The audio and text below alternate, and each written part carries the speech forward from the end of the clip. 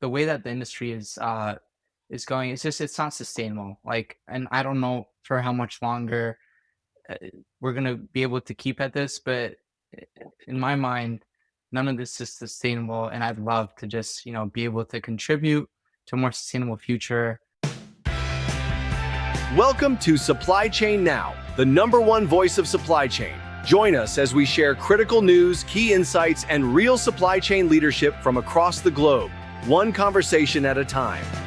Hey, good morning, good afternoon, good evening, wherever you may be. Scott Luton and special guest host Deborah Dull with you right here on Supply Chain Now. Welcome to today's show. Deborah, how are you doing today, my friend?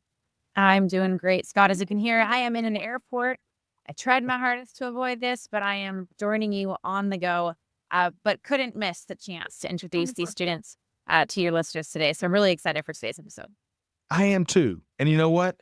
Deborah Dull in the airport is still a great guest and special co-host. I'll take it in a skinny minute. And I really appreciate your help in getting the panel together. So today, folks, we're continuing one of my favorite series, one that we like to call the Now Generation, where we sit down with students and professional educators from some of the leading supply chain management programs around the world. And today, we're diving into an exceptional panel from an incredible program that happens to be Deborah's alma mater. How about that? We're talking about Western Washington University, aka Western. So if I say that throughout the conversation, that's what we're talking about. So unique to this episode, we're going to be featuring an award-winning team of students that, amongst other things, successfully tackled a supply chain case competition. More on that in just a moment. We're also going to be talking with a teaching and education legend that is turning on light bulbs by the hundreds every single day. So, folks, stay tuned for a great conversation featuring brilliant minds that will be setting out to change how supply chain is done in the months ahead, I'll call it. Deborah, are you ready for this? I am ready and excited. Ready and excited and ready to go. So with all that said, let's introduce our panel today. I'm going to start with Sam Nocera. Nocera, rather, Sam. My apologies. I had it right the first time I said it. Sam Nocera, our first-year manufacturing and supply chain management student at Western Washington University. Sam has cultivated a passion especially for sustainability and lean principles, and it's going to be graduating in June 2027. It's just around the corner. Now, after spending the first 15 years of his life in Italy, Sam has really enjoyed relocating to Washington State and plugging into the school community and local industry. Sam, great to have you. How you doing today? I'm doing great. Thanks for having me on. You bet. Can't wait to dive in. And you're joined by Joshua Young, a first-year student at Western in an undeclared major. Stay tuned for that. He's a hard sell. He's identified a couple of majors he's kicking the tires on. So we'll see if we have a eureka moment the rest of the session. Now, he's passionate about all things people related, right? And people, people make all supply chain happens across the globe, right? He's also passionate when he's not hitting the books and studying and attending classes. Get this: dancing, fencing, and even investment clubs. But there's one more thing about Joshua. He is a bow tie enthusiast. And as we were saying in the pre-show, life is too short not to be really interesting. Joshua Young, how you doing today? Doing amazing. Thanks for having me. You bet. Great to have you. And one last. So beyond Sam and Joshua, part of that award-winning team we were talking about earlier, we're also joined by Dr. Peter Haug, who serves as professor of operations management at Western Washington University. He's also a professor of manufacturing and supply chain management in the Department of Decision Sciences at Western. Dr. Haug also serves as program director for the Bachelor of Science in Manufacturing and Supply Chain Management program and the Manufacturing and Operations Management Industry Advisory Board. His teaching areas include project management, designing and improving lean operations, and manufacturing and supply chain management strategy. And there's more. His research work concentrates on empirical studies of lean enterprise principles and mathematical techniques for global plant location decisions. Dr. Haug, how are you doing? I'm doing great, Scott. Thanks for having us on board today. This is great. Deborah, Thank you for organizing this and getting it launched today. This is going to be fantastic. Completely agree. Completely agree. All right. So, Deborah, really quick, I'm going to come to you and get your comment there. I'll tell you, between our three panelists, that is a wealth of expertise and passion they bring to the table. But, Deborah, this is indeed your alma mater. And how excited are you? I mean, I know you're a huge Dr. Haug fan, but I think you've also become a Sam and Joshua super fan too, huh? Oh, absolutely. I've been blown away by these students. We'll talk more about the Keys competition and the scholarship overall.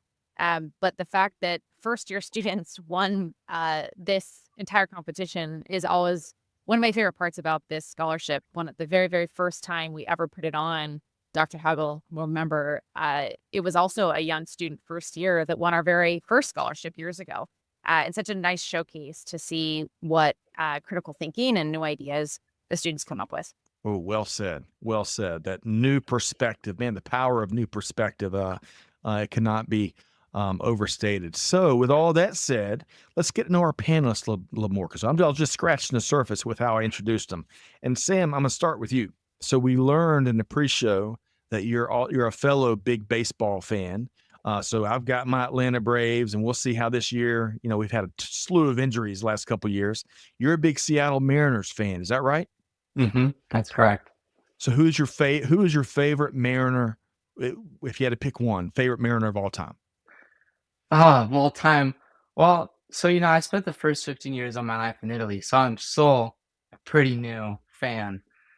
But first person that comes to mind is Ichiro. I mean, Ooh, to me, the fact that he wasn't unanimous when he got voted into the Baseball Hall of Fame made me a little upset. But yeah, definitely Ichiro. Sam, I don't want to see you upset, my friend. I don't want to see you upset. But I was kind of upset too. Ichiro, one of the sweetest swings in the modern era, and incredible. The guy would get 2 hits in his sleep, I think, each game, Sam. And I would just add to that. It was probably before your fandom, but of course, Ken Griffey Jr. I know he ended up with the Reds in the last chapter of his career, but he's an iconic Mariner as well. So between Ken Griffey and Ichiro, that's quite an offensive 1-2 punch, huh? Well, and yeah, and to add something to that, my whole family's, they're Mariners fans, and my dog, we might see in a few frames, his name is Griffey. Okay. So he was named after Griffey. And when my mom and my stepdad got engaged, they actually met Ken Griffey Jr. At a restaurant because my stepdad proposed at the ballpark, I believe against the Blue Jays. Okay. So yeah, it's a pretty cool day. All right, so you got lots of Mariner tie-ins, and I do hope your dog Griffey makes an appearance. I'll be disappointed if he doesn't. All right, Sam, great to have you here today. Let's switch over to Joshua. Now, Joshua, as I shared earlier, you've got tons of passions, both within kind of business stuff and outside it. But I want to talk a little more about your bow tie fascination and fandom. So what's one of your favorite bow ties? Did you get it in a special place? Does it have a special look? Tell me more.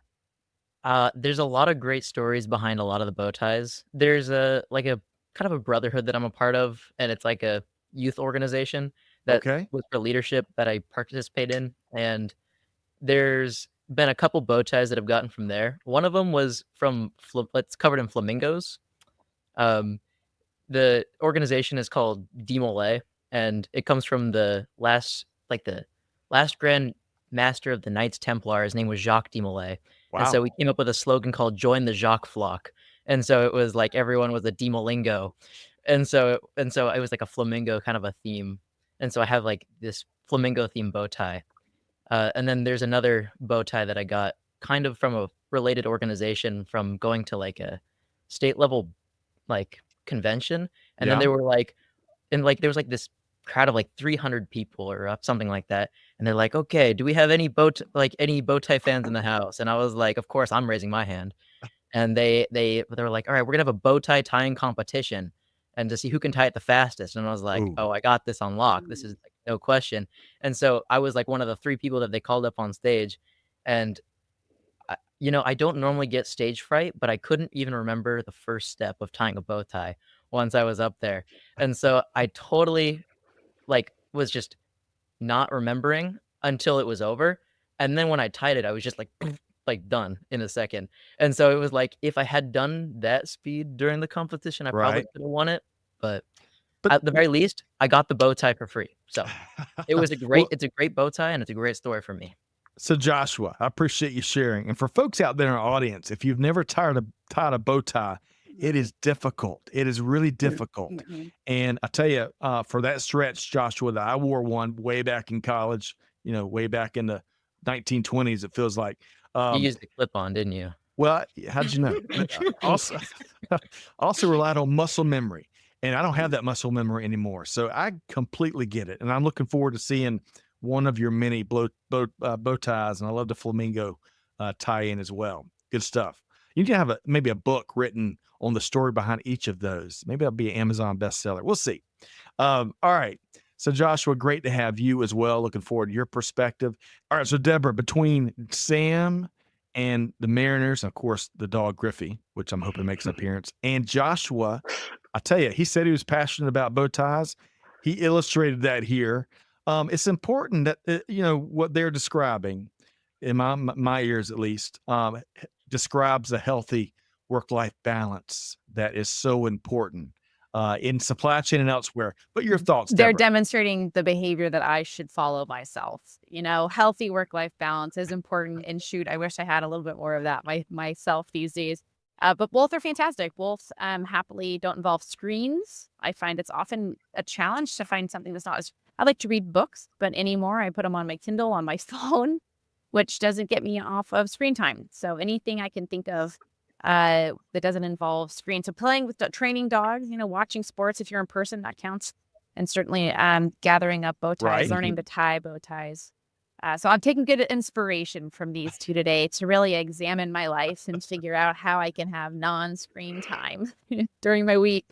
Hey, it's so important. And kidding aside, that work-life balance, it is really tough oftentimes to manage, especially during those busier peaks of the year, right? So good stuff there, Deborah, Sam, and Joshua. Dr. Haug, I want to come to you Yes.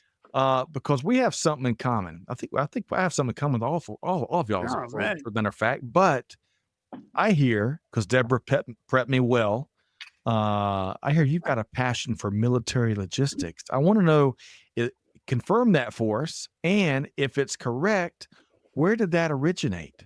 Well, yes, I have been fascinated with military history as long as I can remember. Now, I grew up in Western New York, where there were numerous forts and battlefields associated with the French and Indian War and the War of 1812. Yeah. Well, my older cousin, who had a tremendous influence on me, he and I would visit places like Fort Niagara, the battlefield of Devil's Hole, and therefore, over time, as we did these visits, and his influence grew, and my fascination with military history grew, I suddenly developed a lifelong passion for military history and logistics that has been there ever since.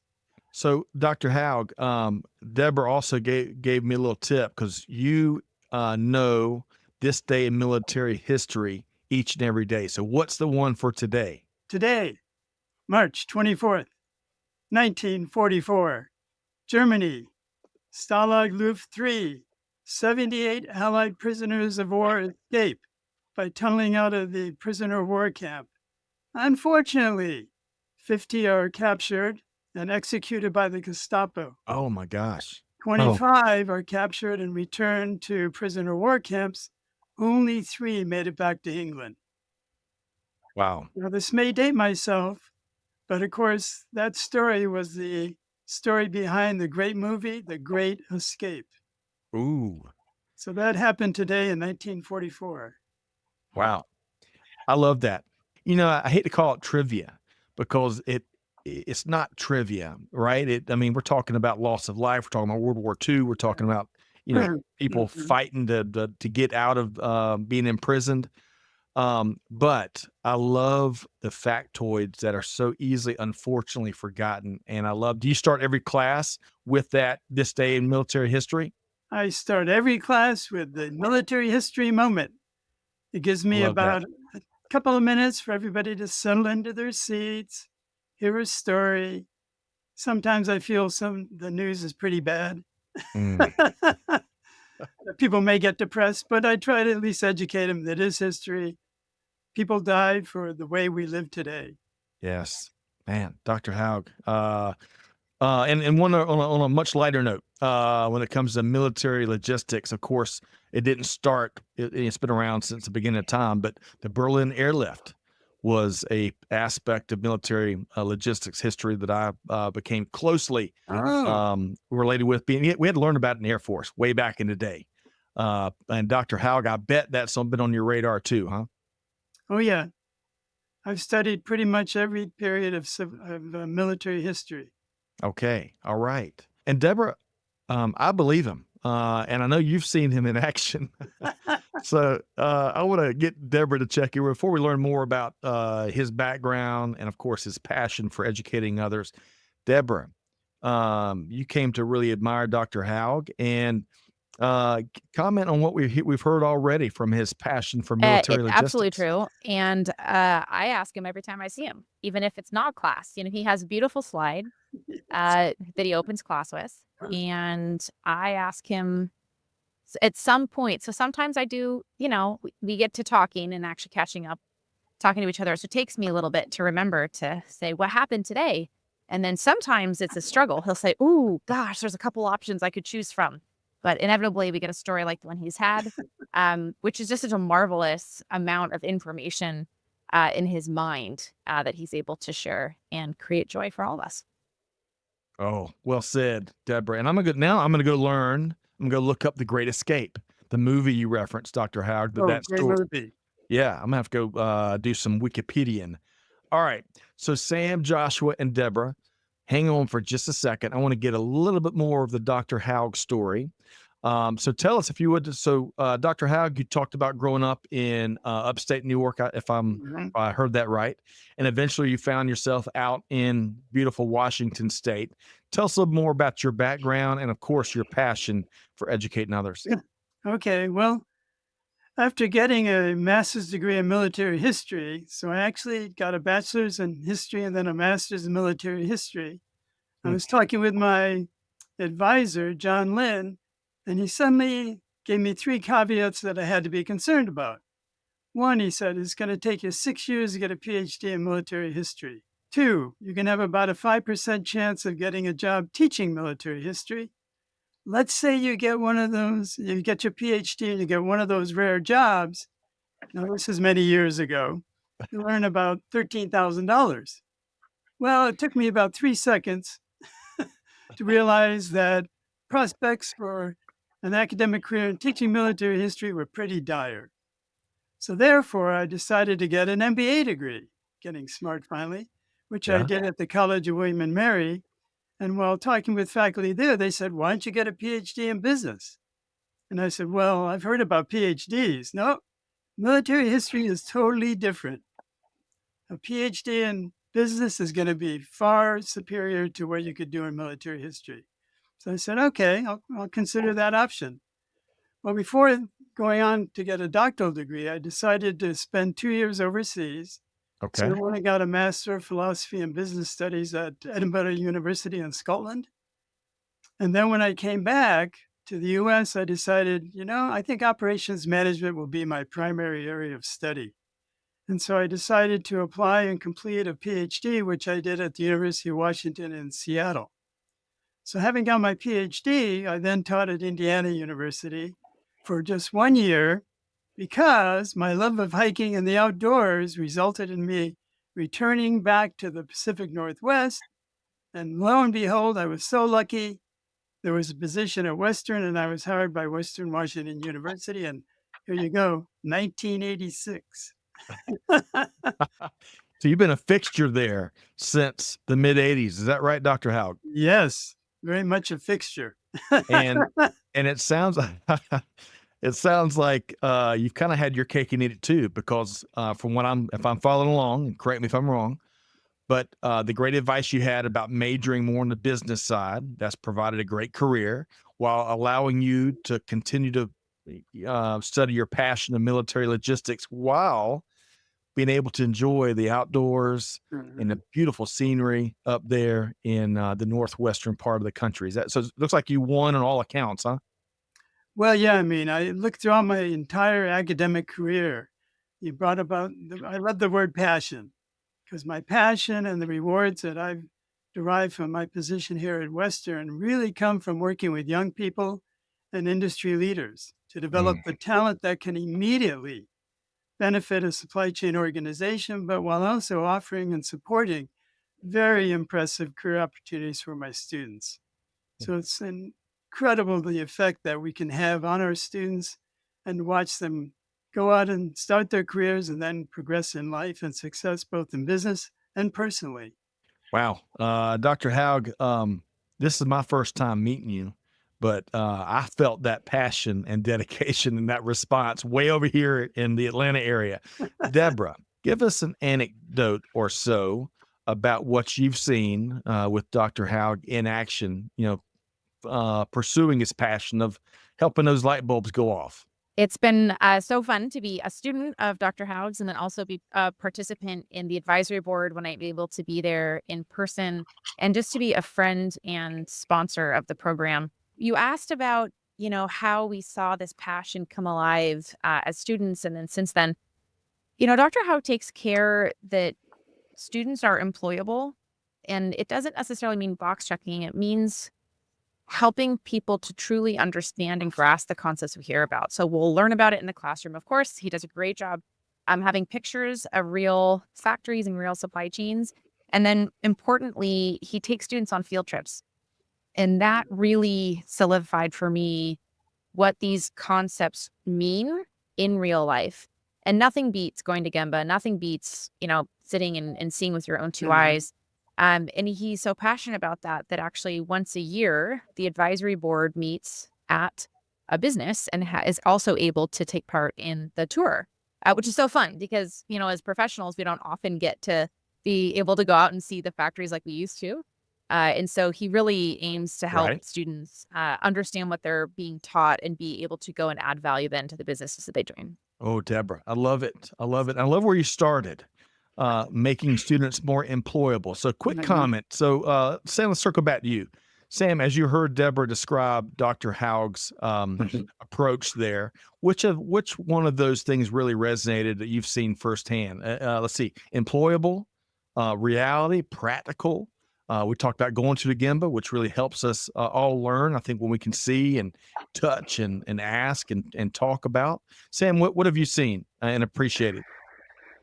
The first thing that comes to mind is definitely his excitement in just supply chain and just, being there for the young students. An example that comes to mind is when they'll meet on Wednesday nights during the ASCM meetings. Yeah. Even after the long day, he'll still be there right after his class, either eating pizza or Jimmy John's, just being there with us as we learn and as we progress, to our school career.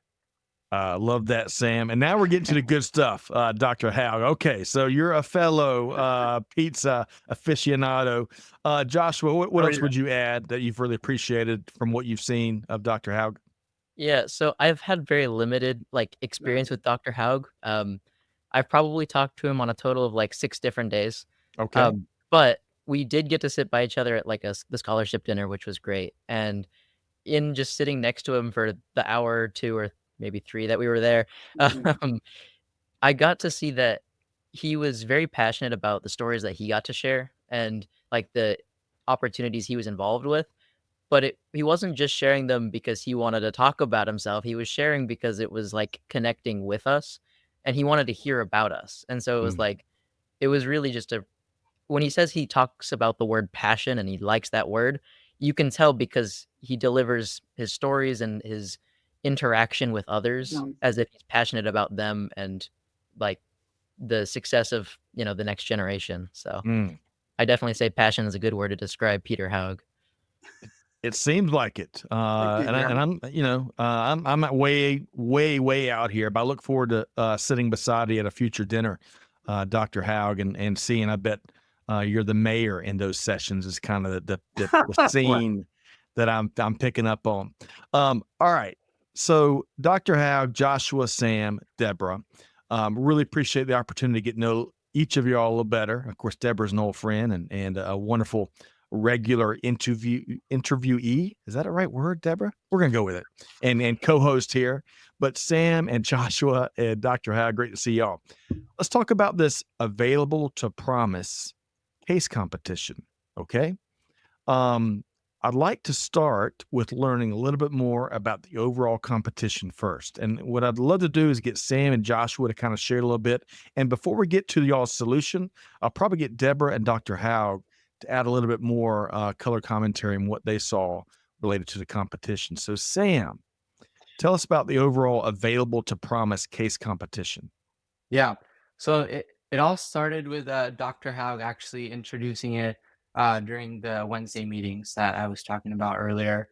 And for me, I always knew that I wanted to get involved in a case competition like that. The only problem is I didn't have a team. I didn't know who I wanted to do it with. So then on my left, I see Joshua and Adam talking about it. I was like, worth a shot. Let's see if we can get something going. So uh, me and Josh didn't know each other before the case competition, which is pretty unique to me. But yeah, basically in this case competition, like Deborah was talking about earlier, it was the first ever time that has been done at Western, and it explored topics such as supply chain circularity, which, to be honest, wasn't one that I was very familiar with. But as we progressed throughout the case competition and our solution, I found that it's actually really interesting, and I think it's the future. Ooh, I love that. And I bet you see Deborah smiling from ear to ear. I'm going to circle back with Deborah in just a second on that. Joshua, what else would you add? First off, y'all were able to meet via competing in this case competition. That is outstanding. What else would you add just about the overall competition first, Joshua? Yeah, so when people ask me what is this case competition, the most common answer that I give them is that they've given us what is happening right now with what supply chain is and how things are managing. Yep. But then what they've done is that they've given us, or by they I mean Deborah. Deborah has given us a vision of what it looks like in 2030. I like to describe that it's very futuristic with holograms and floating robots that do repairs, but it's our job to communicate how we're going to get from point A to point B. And so in 5 years, show the judges a roadmap of how we're going to get there. Mm. Um, in terms of actually how I was getting involved, I remember I had signed up for a mentor in the business program, and he happens to be who also partook in this competition. And he was telling me about this scholarship meeting, and so I was gonna go, and then our teammate Adam was like, "Hey, I'm going to that meeting. Do you want to go together?" So we came together. We were like learning about it. We're like, "Yeah, we don't really know what this is, but it seemed like a cool opportunity." I was, like, on the fence about it, and then this guy walks up to me and is like, "Hey, do you guys wanna be a team?" And I'm like, "Well, since I guess the hardest part would be figuring out a 3rd team member, and this guy is literally just presenting himself in front of me, and he's got a really charming smile, like, why not?" So, I just was like, "Sure, cool, let's do it." And so then I was like, "Okay, well, if I'm gonna do something, I'm not gonna just go in and test the water. I'm not gonna just dip my toe in. I'm gonna go full cannonball." So we just planned out meeting each other every single day for at least an hour, Yeah. and we spent that week really buckling down on this competition and put a lot of time and effort into it. Okay. And we're going to find out what all that led to here in just a second. But folks, let's give a quick shout out. Adam could not join us for this, and that's who Sam and Joshua are referring to, additional team members. So, Adam, we look forward to joining us next time. Dr. Haug, let's go to you first, and then we'll circle with Deborah Dull, the cleanup hitter. Dr. Haug, what else would you like to add about the overall case competition? We've had for 11 years a case competition with Boeing. Unfortunately, that was suspended this year, but I was part of a scholarship committee of the advisory board, and we are looking at ways to increase the number of scholarships, both quantity and quality. And I thought, here, Deborah has this great available to promise scholarship. And the idea was to get more people involved in that scholarship because generally she would put together a challenge question. Students individually would write their responses, and then we judge them and pick a winner. And I thought, wouldn't it be great if we could get more students involved and have a larger number of students looking at the challenge question? So I thought, why not make it into a case competition? That way we'll have 3 people per team. Deborah will write up, she did generously wrote up an incredible case study. And then the students had a week in which to complete their analysis and then make a presentation. And I thought this way we'll get more students involved. It'll benefit more students because each of the first and second place team members will each get a scholarship. So I thought, what better way than a case competition is to do that? And Deborah was very generous and kind to say, let's do it. Dr. Haug, outstanding. And Deborah, between the scholarship and then the new case competition, and sounds like the incredible case that you wrote up. And when they mentioned supply chain circularity, you were beaming ear to ear. So tell us more, Deborah. Absolutely. And thanks, Scott, for shining a light on this. I was a scholarship student through university. I applied for every scholarship I could find under the sun, and found the process to be always just about the same. Write a letter or memo or a statement about what you want to be when you grow up, which is funny to ask an 18 or 19-year-old that. And then submit your grades, and you'll maybe or maybe not get a scholarship. And so as I got out of school and happily started a career at Microsoft, I started giving money to the program.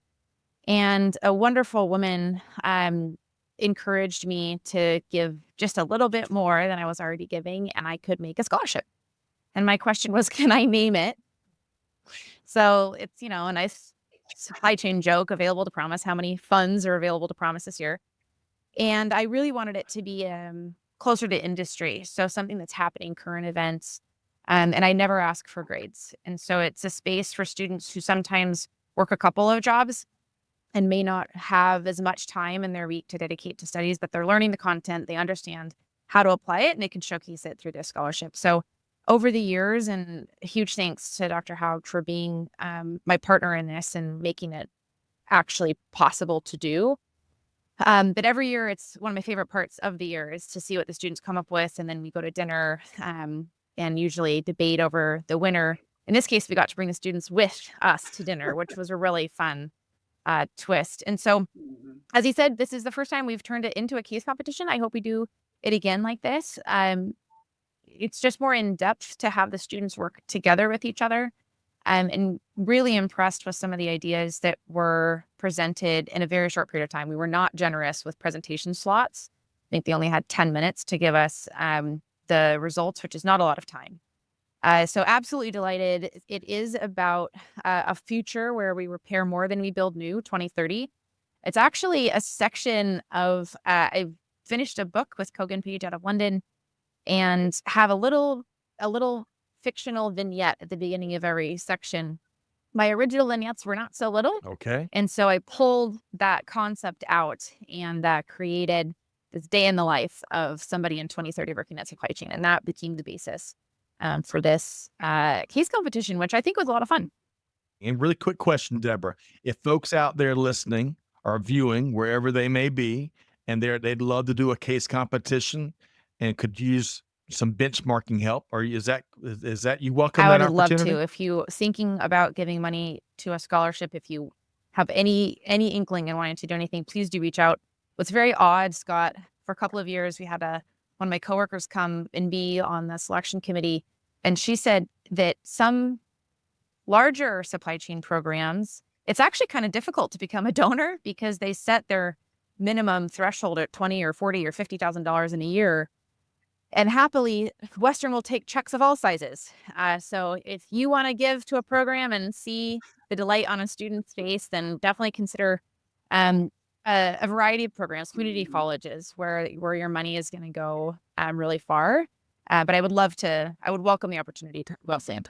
Outstanding. It's a great perspective that I bet it's going to run counter to how folks assume certain things work out there. All right, so let's get down to the solution itself. So Sam Nocera, let's go back to if you would describe the solution that you and your team came up with. Yeah, so basically we start under the assumption that we have this centralized repair hub, and we're repairing industrial pumps, right? when we find that it's just inefficient and all it does, it contributes to this linear supply chain model that ultimately results in a ton of waste, right? And obviously that's not sustainable. So then in this case competition, we tried to find a solution in which we could make this business model more into a circular operations model. Obviously that wasn't easy. But all we did basically is we leveraged the tools that we know exist currently, and who knows what they're going to come up with from now until 2030. Right. But one of the solutions was, or the solution was that we were going to sort of dismantle the centralized repair hub and create smaller ones that sort of were able to have a bigger outreach and just take care of more industrial pumps. And one of the solution that we incorporated was actually augmented reality and virtual reality. So basically, we would go to these industrial pumps, we would install IoT sensors, and sort of like how IBM Watson does with the oncology, we do this predictive maintenance. We would always know the status of a part or a component within the industrial pump, and we would know the estimated timeline for when it needed to be repaired. And this AI diagnostics was called trash or stash, right? Because the whole point, in my opinion, of circular operations model is that we want to reduce waste, right? And so thanks to trash or stash, which by the way, Joshua came up with the name. I will not take credit for that. Um, but yeah, just finding a way in which we can really eliminate waste and always be on top of the maintenance. I love that. Decentralization is what I'm hearing. And by the way, GE or Ingersoll Rand or who knows, maybe giving you all a call to figure out how they can operationalize your solution. Joshua, anything else to add to the solution? And then I'm going to circle back and get you to tell us a little more. You already gave us some benefits of participating. We're going to get a few more there. But Joshua, anything else you want to add in terms of the solution y'all came up with? Absolutely. Yeah. So the Trash or Stash AI diagnostic system was a very catchy name that I was very happy to um, put as one of our creative Coin. solutions. But Yeah. one that he left out that I think was really important, that was actually, I think, mainly him pushing it, was um, bioplastic from seaweed. And so, like, that's a very sustainable method of plastic. Plastic is a huge issue today in our supply chain model. And if we're going to be circular, it's important that we're not having a way of collecting resources and then disposing them with no way of recycling. So that was a really important part. Digital passports, standardized inventory count, these were all great parts of our creative solutions. But in terms of the actual solution itself, Sam did a great Yeah. job, like kind of covering all of that. And those localized repair hubs were a big part of it, that decentralization that you're mentioning. Did y'all, was it a joint presentation? Did all y'all have play a role in presenting a portion of the solution? Okay. Absolutely. And 10 minutes, folks, y'all were the winners. Not only did you come up with a great solution, but it sounds like you were able to communicate it in a short period of time. I can barely say my name in 10 minutes. So I'm very jealous, Sam, Joshua, and Adam out there. All right, I'm going to bring back in Dr. Haug and Deborah in just a second. But Joshua, if you would, maybe a quick thing from you and Sam. What else? Sounds like you had a great experience. That's really maybe we all have blinders on. Some are very conscious blinders, some are subconscious blinders. It looks like via participating, y'all took some of those blinders off. But Joshua, what are some other benefits from participating that we haven't touched on yet? Yeah, so there's a lot of benefits. There's the obvious ones and there's the less obvious ones. Yeah. One of the obvious ones is experience, and that if you participate in this, my brother once told me that your time in college should count as work experience on your resume because you're working in the industry. Even if because you're just being tested on more specifics. When you're in the real world, perhaps you're going to be working on it, but they're not going to be as, specific and harsh as maybe school or a test might be. And so experience is one. One that Peter mentioned was if you're going to be on a team with somebody, you're going to know them really well by the end of the week. He said that at the very beginning, and I have to say, I didn't know Sam at all. And by the end of it, I'm like, this guy's awesome. And that was a great benefit of this like this whole competition. Another one is just in a sense of accomplishment. It takes a lot of dedication and time, and you have to really put yourself in front of judges. For a lot of people, that's really scary. So Mm. there's a huge sense of accomplishment there. Another one is for me, I'm really competitive. I love to win. And the thought that Sam had 2 mentors and I had a mentor, and the 3 of them made a team of 3 seniors, and we could beat them, that felt like a David and Goliath moment where we're overcoming the huge obstacle that they were the competition. We were like, "Uh-oh, our mentors are going to compete against us," and they didn't place as well as Sam did. Um, anyway, um then another great benefit is networking. I like to put myself in the business college whenever possible, just so that I can get to know the people around me, even if it's Yeah. just spending free time. And so now I know Peter, now I know like Deborah a little bit better, and it's all because of this competition. So networking is a great benefit of this Mm. competition. And I mean, another really cool opportunity is if you win, there's like this podcast that some people have been on before, and it's like pretty cool opportunity. Um, Okay. and then of course, scholarship money, like that's the most obvious, but those are the Man, major benefits. Joshua, I'll tell you, you just presented a compelling list of reasons, a case, if you will, for why folks got to compete in case competitions. And it really sounds like it was a highlight of your year, one of them at least thus far. Sam, I'm keeping score here, taking lots of notes. Joshua, I just grabbed about 12 bullet points from all the different holistic reasons and benefits from participating. Sam, it's gonna be a tough list to add to, but what would you add to that? Yeah, I think honestly, just putting yourself out there, just doing something that's hard, constructing and presenting a case competition in a week isn't something easy. Especially for me, I think during that week I also had 2 midterms, so the timing was a bit challenging. But yeah, putting yourself out there, doing something challenging, and especially doing something that's different from what you're doing in classes, something that you're actually able to just use your hands and just make it yours and then present your case in front of the judges. That's not something that you do in a classroom setting. Love it, Sam. We all need to take a lesson from what you and Joshua both have been saying, but especially on that last note. Um, folks can be deep in their career and not have the confidence to kind of put themselves out there. Yeah. And for y'all to have the experience while you're still in school, that is outstanding. All right. So Deborah, what was one of your favorite parts from Sam and Joshua? The chance to network, I think, from Josh, that's such a thoughtful benefit of this. And for the record, this is the very first time anyone has been able to be on a podcast. So thank you, Scott, for having us on as an extra benefit.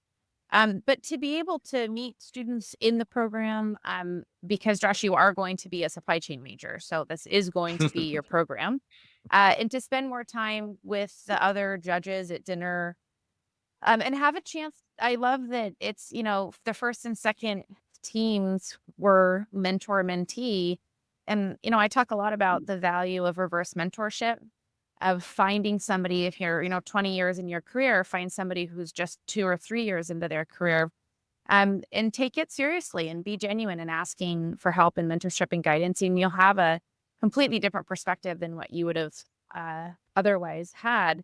And so I like that this is almost a reverse mentorship moment between the teams, and really, really proud again of such new students making such a big wave. Well said, Deborah. And I love your call out and of the immense value of reverse mentorship. Dr. Haug, what would you add? What'd you hear there from Sam and Joshua that you want to call out, or something else you would like to Yeah. add to the overall experience? Well, I think probably what they brought out is probably the most critical aspect of a case competition is networking. And it's not only part of a case competition, it's part of our degree, it's part of how we try to educate our students. And I think that, the fact you can bring these 3 students together who may not know each other, and they very quickly become a great team with very creative ideas, very confident. I mean, here they're giving a presentation to industry people. They're used to talking to me. But it's great to bring Deborah and Michael in and have them have to present. in such a short time. But it's Mm. all about networking. And then we took both the first and second place teams to dinner, as Joshua mentioned. We were there for 3.5 hours. So brilliant networking. I thought this is what it's all about. Not just the money, but the who you get to know and how those connections can probably benefit you in the long run. Yes. I would, based on what I've heard over the last, 45 minutes or so, and to pick up on that networking thread, Dr. Haug, it's like it's even better than networking. It's like purpose-driven, Yeah. highly practical, Mhm. competitive fueled networking, which really takes networking to a whole new level, right? Because I bet even Joshua and Sam have been in some events already in their collegiate career where they're networking events, and you got one folk. There's always a couple in every room that they're intent on handing out a business card to every single person, and that's the networking no one really enjoys. Yeah. And then you've got this purpose driven where networking is one of the many things, but it's building relationships with that end goal, that outcome in mind, and that's what I'm hearing, Dr. Haug. Would you agree with that heightened approach to networking? Oh, yeah. I think these case competitions are brilliant for that.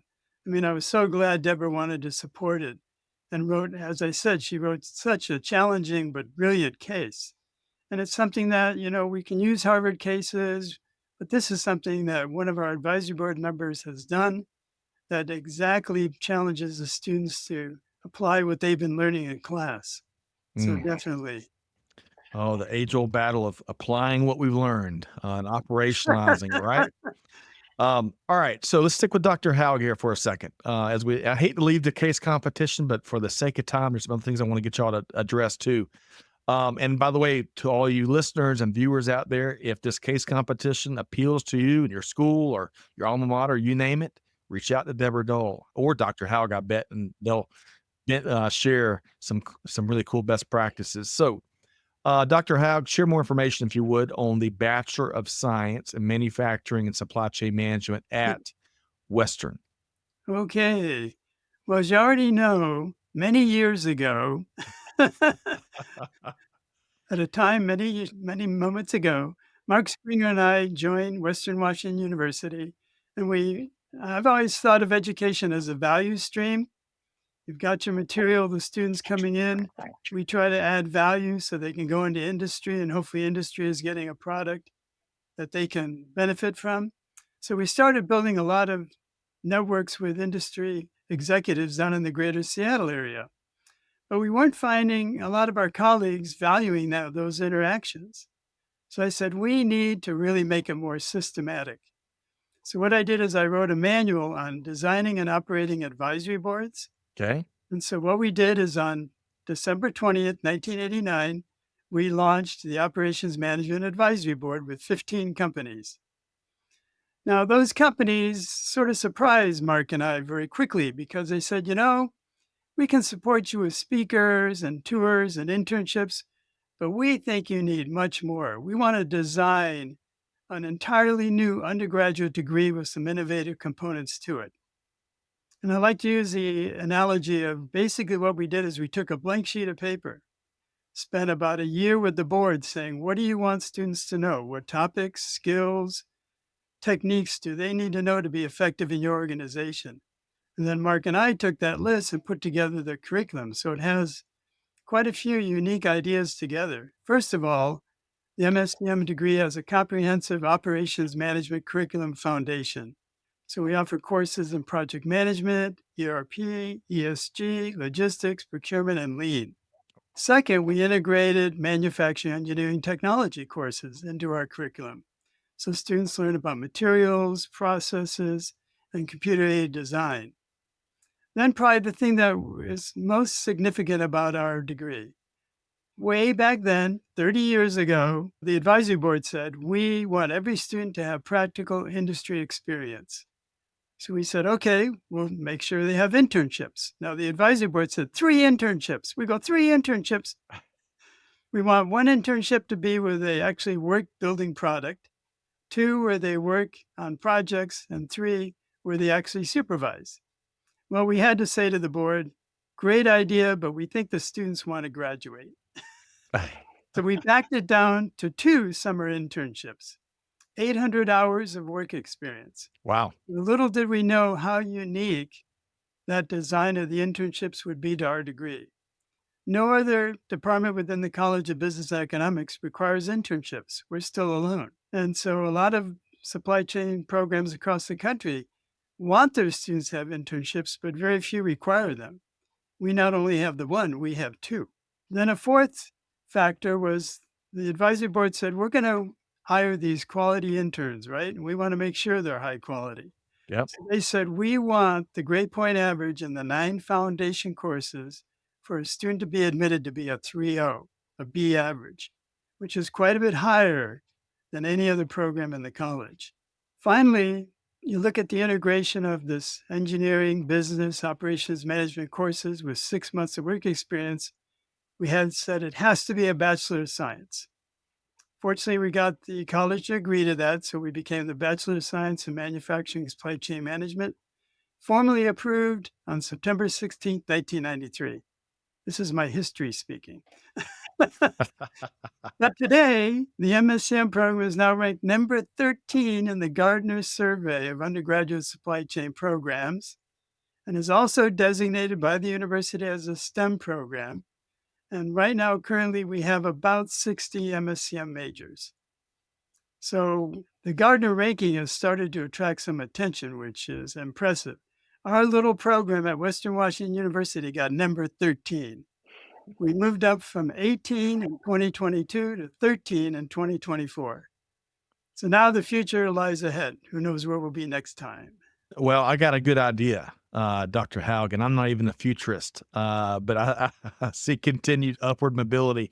I can only imagine, Deborah, all that went into those like 8 minutes of kind of like program background that Dr. Haug just put out there, from the method, from the sheer origin to the methodologies, the tech, the processes, the practical experience, the stringent requirements of getting in, and of course, the 800 hours of experience that students get. No doubt, no wonder why it came in at number 13, is moving up the rankings. But Deborah, respond a little bit to that, and then I'm gonna get Joshua and Sam to maybe add their quick perspective. Perfect. It's a fascinating program. As part of the advisory board these last several years has been really eye-opening on how much can we advise.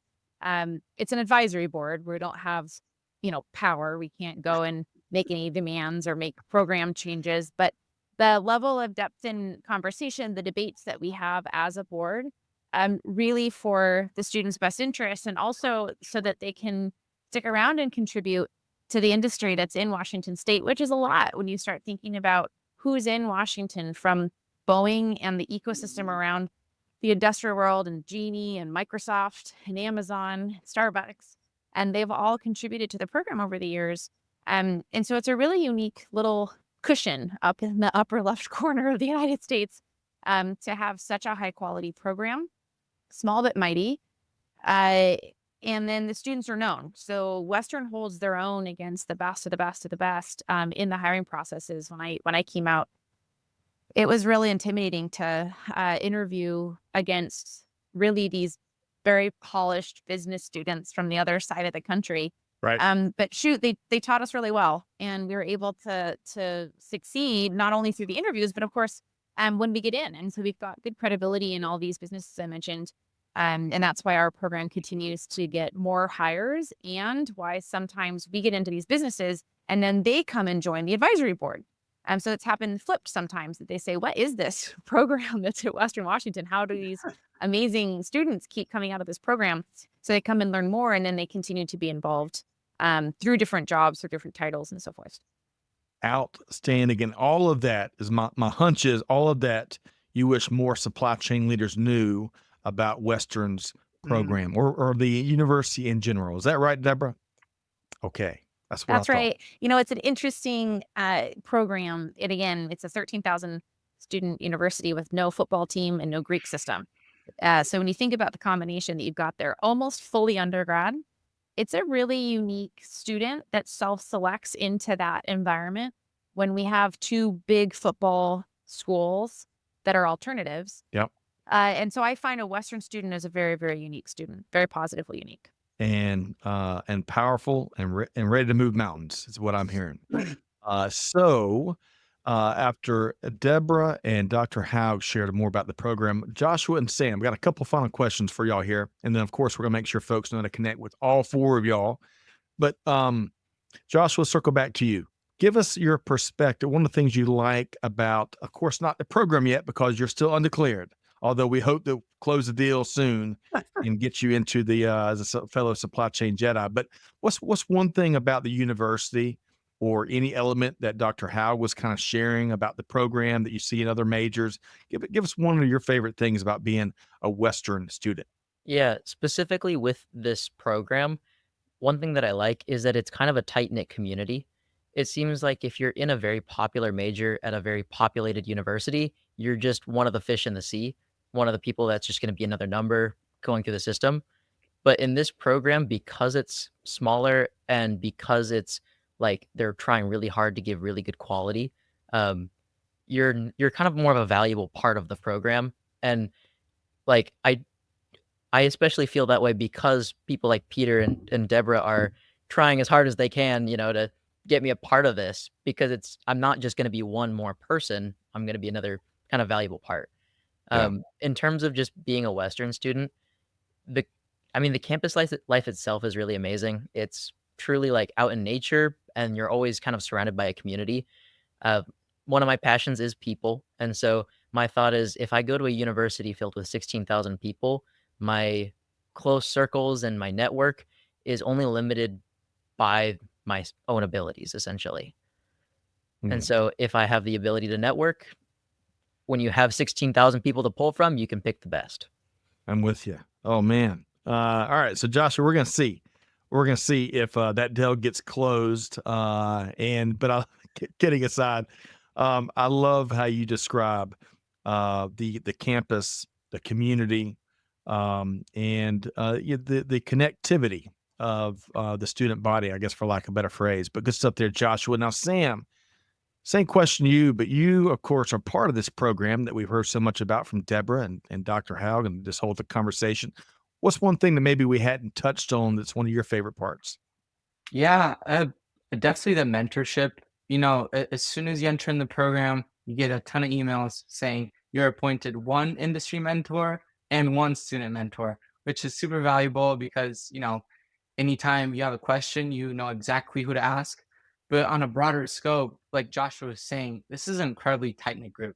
Like, with there being about 60 students, I feel like I know most of them, and like without a doubt, whenever I have a question, I know exactly that I can always go to them because they were in my same shoes. And another thing with the weekly Wednesday meetings, we also have sort of a networking opportunity every week, given that there's an industry expert coming to speak for about an hour or so.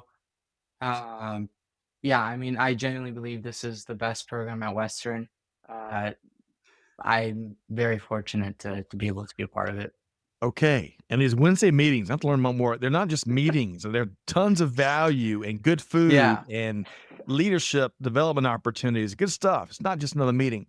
All right.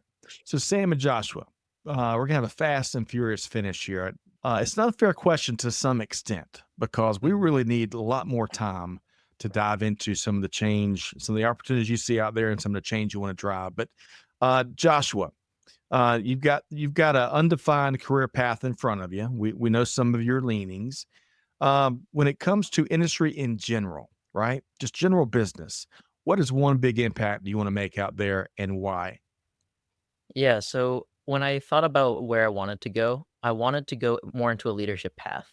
And luckily, I was presented with this great minor opportunity. And so I'm going to have a minor in leadership when I graduate. And business administration is all about, I guess, using that leadership and improving businesses that way. And so one of my personal joys in life is to kind of mentor people that I can give insight to or I can inspire in a way. And so I think that one impact I would like to make on the industry as a whole is kind of just to inspire leaders to either be the leader that they can be, or to maybe see another perspective so that they can be like a leader with more tools at their disposal, or maybe rely on a different method of seeing how they're doing things now and reevaluate.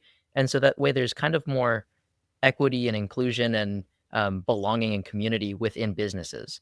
Because I think oftentimes the people at the bottom of the pyramid essentially are not treated as well as they could be, or not paid as equitably as they could be when the person at the top is making more money than is reasonable in comparison to how much the people at the bottom that are doing the most work are being paid. So I want to be able to inspire others to make that change. Joshua, I love it, and I can't wait. We're going to be watching. We're going to keep our finger on the pulse and watch you and Sam get into action. And I would just one quick question: bow ties after you graduate, Josh? Is this a lifetime commitment? Oh yeah, for sure. Okay, all right. We're going to see them, flamingos and the whole 9 yards. Sam, similar question, and maybe this one with given your more declared major, of course, maybe the change you want to drive in supply chain specifically, and why. Your thoughts? The moment I realized is, while we were working on the case competition, but yeah, I really want to help out with sustainability. It, I just think with the way that we're going, the way that the industry is going, it's not sustainable. Like, and I don't know for how much longer uh, we're gonna be able to keep at this, but uh, in my mind, none of this is sustainable, and I'd love to just be able to contribute to a more sustainable future. For specifically for the industry, I have a passion for the transportation industry because I feel like it's the backbone of any economy. But also being in Washington State, with like sort of an air where it's an aerospace mecca, I'd also like to sort of be involved in aerospace and defense, just because every day in the news you'll hear about a country being mad at someone else or tariffs, and it's nonstop. And anyway, it'd be cool to be able to incorporate sort of the two. Good stuff. There's always going to be a mission. And Sam, going back to the first part of your response, Mhm. that sustainability, and that you know I hate to be pessimistic, but Deborah and Dr. Haug, I'm gonna circle back with y'all and make sure folks are going to connect with the whole panel. But it to some degree, Deborah, I'm gonna circle back to you first. Some degree, there's a little bit of an element of a race to the bottom. I mean, until we can like teleport things like instantaneously with like no impact to the environment and no, really limit waste. I mean, we pick on this example all the time. Do we really need those socks like in 2 days? You know? But Deborah, get your final thought, and also how can folks connect with you and the cool things that your team is doing over at Trillium? Yeah, absolutely. Look, the world is going to continue to be more sustainable. We just don't talk about it as much. So that's really the biggest shift we're seeing in the industry, is that sustainable action is continuing. And a topic for another day is, if anybody watched Star Trek and you have the replicators where you can make something out of thin air, it's not so crazy actually when we think about the building block of most items around you that's not glass or metal. It is carbon. And as we suck carbon out of the air, we can make party dresses and vodka and buildings out of carbon. We can actually make food out of the carbon that we capture out of the air. And so I see a bright future where actually there is a little bit of that idea of poof, and we've got something, but that's for another show. Please do get a hold of me. I'm happy to hear your perspectives. I'm active on LinkedIn, but be patient with me as it'll take me a minute to get back to you. My LinkedIn inbox is almost worse than my email inbox. And you can certainly find more about us at trillium.digital. Awesome. My reason 572 why I like Deborah Dull is a Star Trek example. Are you a Trekkie as well, Deborah? This first time I heard this. So that replicator, you got to admit, are you willing to admit that here today? I grew up with 3 TV channels and a big brother 6 years older than I am. Therefore, I did the hobbies that my brother did, and I watched the shows that my brother watched because he was bigger than I was. So I never knew later in life the street cred I would get from playing a blue-white Magic deck. But man, I get street cred from that now, and I did it against my will. when I Love it. was a munchkin. Oh, I love it. All right. So there is a whole bunch more there. And I love your practically optimistic view on the path ahead because, where there's a will, there's a way. And there's a massive and growing will. And it is that awareness play. We still have a challenge with that. So stay tuned for a whole bunch more to come there. Dr. Haug, to circle back with you, similar question. I'll give you the final word and make sure also folks know how to connect with you. You got to be beaming. I mean, to hear Joshua and Sam offer their perspective on the program and the university and the case competition, all these things that you of course have a big part in. Your final word here today. Well, I mean, it is all about the students, Scott. I mean, taking in students who may not know what they want to do in life, like Joshua, hopefully convincing them that this degree has so many resources where students are really number one. Right. And we're trying to do our very best to educate you with exactly what you need to succeed in a supply chain position for years to come. I mean, that's why we have the motto, industry partnered education, because industry is a critical partner, like all the companies that Deborah mentioned, but the students are part of that partnership, and we work really hard to provide them with the resources, the knowledge, and the talent to go out and get great jobs. And it is amazing the success some of the students have had. I think another thing that I wanted to mention was just about 6 weeks ago, the brand new governor of the state of Washington decided to hold a meeting down at his mansion in Olympia with all the presidents of the public universities. So they all showed up, and Sabah Rendawa, President Western, was there. But the new governor decided to make the introductions and make one comment about each university. So he finally got to President Rendawa and he said, well, this is Sabah Rendawa. He's president of Western Washington University, and they have the 13th ranked supply chain program in the country. Love that. But I bet he followed that up with, but they need more students. But I said, if the governor can pick our program as the highlight about our university, we've done something right. Very I well hope we done sustain and that well into the said. future. Yes. All right. So Dr. Haug, I love that. And there's got to be a clip of that somewhere. We're going to have to get it from y'all. How cool is that? How can folks connect with you? Who knows? They may want to have you come in and speak or benchmark or you name it. How can folks reach out to you? I mean, directly, of course, they can just contact me by email, phaug@wwu.edu, but I'd be glad to provide any information or provide any help that I can. Outstanding. Dr. Peter Haug. I really appreciate you being here today. Thank And we're you, going to have to Scott. have you back. And congrats on the success. I mean, ever since y'all built this thing and seen it take off to now being the 13th ranked, at least according to Gartner. I'm sure there's other recognition out there. That is wonderful to see. All right, Sam and Joshua, you just heard it from Dr. Haug. It is all about the students, all about your experience, all about the goals that you have and how they can help you reach those goals and beyond. So, Sam, how can folks connect with you? And are you ready to defend your case competition win next year? Absolutely. I fully plan on being a part of it. And, if you want recommendations for an Italian trip or you want any help with a case competition, feel free to reach out to me on LinkedIn. Just first name, last name, Samnocera. Outstanding. I love that little value add there, Sam. Outstanding. All right, Joshua, same question for you. How can folks connect with you as well? Yeah, so primarily, I just have my personal social medias. Mainly Instagram is a great way to contact me, and as well as LinkedIn. My LinkedIn is still being developed, so if you see only like 20 connections or something, it's not because it's fake. It's just because I'm new.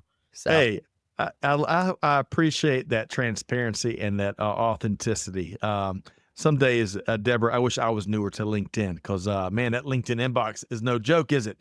But hey, Joshua Young and Sam Nocera, both students at Western Washington University. Thank you so much to you both for being here. Congrats on all the great things you are doing in this case competition win.